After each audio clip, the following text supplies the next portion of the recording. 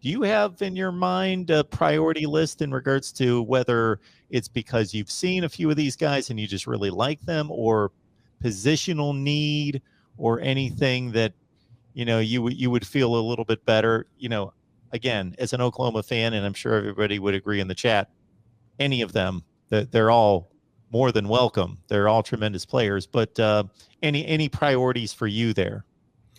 Yeah, I mean, I think obviously Hicks is the priority from a defensive line perspective, but I think Oklahoma's in on a few other, to your point, top 10, top 15 defensive linemen, linebackers. I think defensive line and linebacker are probably the bit, but I think overall, Mark, when you look at this roster, I think just kind of, when you think of the idea that Riley and Grinch had really in terms of recruiting more speed and less size and now it's really a 180 with this staff is, yeah, you always want speed, right? But they're recruiting more size and more bulk, specifically on the defensive line and at the linebacker position as well. So I think really kind of just changing the athlete that Oklahoma gets into the program is really big. So yeah, I think all across the board, I would say at the defensive line and linebacker position probably are the biggest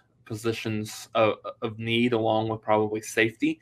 But yeah, I think you look at just the different type of athlete that Oklahoma wants to bring in under this staff, and I think it remains to be seen how well Oklahoma can do this year. In terms of the guys that they brought in. Remember, I think this staff is very, I mean, very dynamite in terms of recruiting. When you've got guys like Venables, when you got guys like Todd Bates, Ted Roof, and a lot of these guys that Oklahoma has brought in, and then you got a guy like Miguel Chavis, who is very young from a positional coach perspective. He's not. This is his first positional coach, responsibility, where he was kind of more in a support role at Clemson, and he's a guy that went and got 3 blue chippers late in this 2022 cycle when Oklahoma when this staff was assembled, in December January timeframe. So the fact that he's done a really good job, I think you've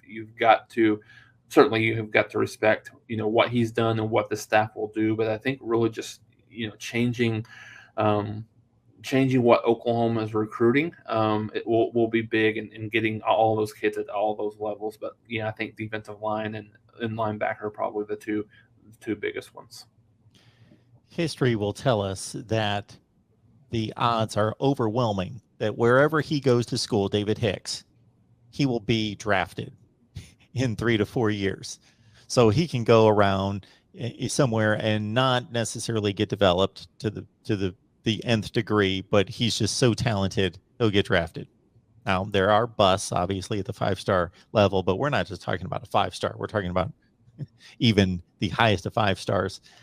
But I would think Brent Venables can capitalize on, look at my resume. Look at who I've developed. I've taken 3 stars and made them first-round NFL draft choices. So, you could be a top 15 selection in the NFL draft because I know what it takes to take your raw skills and make you an elite player, because you're going to have the skills and the techniques that the next level is going to be looking for.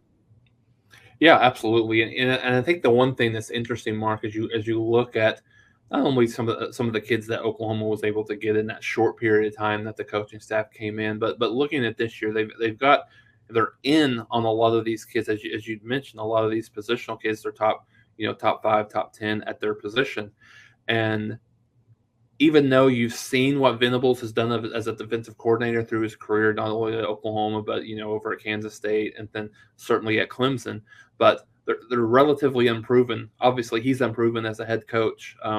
Todd Bates has a certain amount of pedigree that he brings with him in terms of what he's been able to do, but he's unproven at the University of Oklahoma. So I think this year for Oklahoma is big in a lot of different ways. I think there's not, certainly, and we'll get to that in terms of the season, but there's not a lot of pressure, I believe, on this team just from a playoff or a national championship perspective, at least not nationally, maybe within the walls of that Oklahoma locker room, but not necessarily nationally. But at the same time, I think it's really imperative for Oklahoma to have probably a top 30 defense this year. When you look at it and say, okay, we we see the struggles that this Oklahoma program has had over the last 15, 20 years, consistently being able to put together a defense that is capable of not only competing for a national championship, but winning a playoff game, and then maybe eventually a national championship. But if you see one year Oklahoma is able and the staff is able to turn this defensive around to be a top 20, a top 30,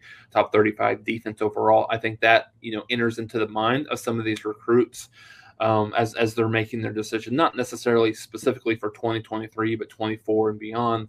That okay, we know that the staff, these coaches have done a great job other places, but now we see it, and by and large, they're doing this with other coaches, recruits, and for the most part, and so that I think that will pay dividends for this team to be able to do that, and kind of from the prospect of the proof is in the pudding.